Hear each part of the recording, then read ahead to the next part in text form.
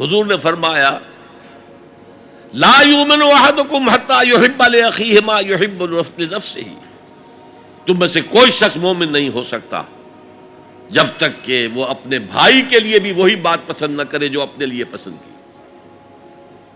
اگر تم اسلام لے آئے ہو، ایمان لائے ہو، نیک عمل کر لیے، بھائی اپنے بھائیوں تک پہنچاؤ جن سے تمہیں محبت ہے، جن کے ساتھ خلوص ہے، جن کے ساتھ اخلاص ہے۔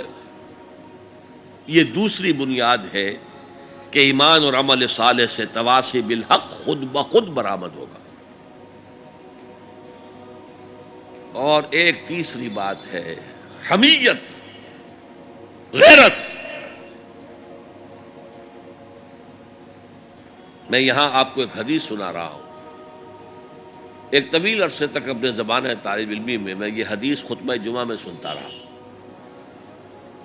مولانا تھانوی رحمۃ اللہ علیہ نے جو خطبات جمعہ مرتب کی ان میں یہ حدیث ہے۔ حضور ارشاد فرماتے ہیں اوحى اللہ عز وجل الی جبرائیل علیہ الصلوۃ والسلام ان اقلب مدینۃ کذا وکذا باہلھا۔ اللہ تعالیٰ نے وحی کے ذریعے سے حکم دیا حضرت جبرائیل کو کہ فلاں فلاں بستیوں کو الٹ دو، تلپٹ کر دو۔ جیسے سدوم اور عامورہ کی بستیوں پر عذاب آیا تھا، ویسا عذاب ان بستیوں کے اوپر لے آؤ۔ قال فقال، حضور فرماتے ہیں کہ اس پر حضرت جبرائیل نے عرض کیا یا رب ان فیہا عبدک فلان لم یعصک طرفۃ عین۔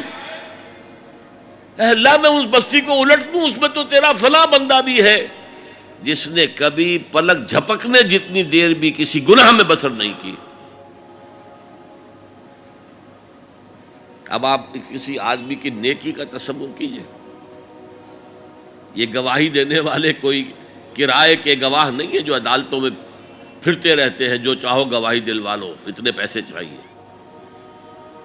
جبرائیل ہے، اور کس کی جناب میں کہہ رہے ہیں؟ جہاں ابو جہل بھی جھوٹ نہیں بول سکے گا۔ یا رب ان فیہا عبدک فلان لم یعصک طرفۃ عین، الٹ دوں اس بستی کو۔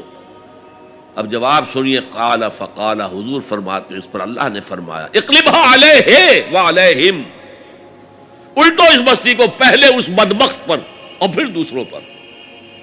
فإن وجہہ لم یتمعر فی ساعۃ قط، اس لیے کہ میری غیرت کی وجہ سے کبھی اس کے خون نے جوش نہیں مارا، اس کا چہرے کے اوپر خون نہیں آیا۔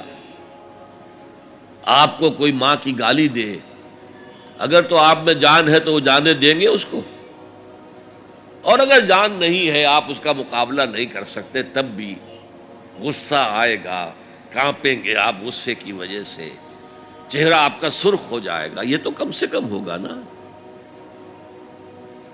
لیکن یہ اللہ کا بندہ اپنی نیکی میں لگا رہا، اس نے دیکھا نہیں ماحول میں کیا ہو رہا ہے۔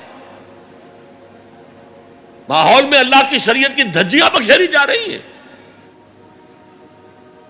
ماحول میں اللہ کے احکام پاؤں تلے روندے جا رہے ہیں، یہ لگا رہا تو فقط اللہ اللہ اللہ، یہ زیادہ بڑا مجرم ہے۔ لہذا بستی کو پہلے اس پر پلٹو اور پھر دوسروں پر۔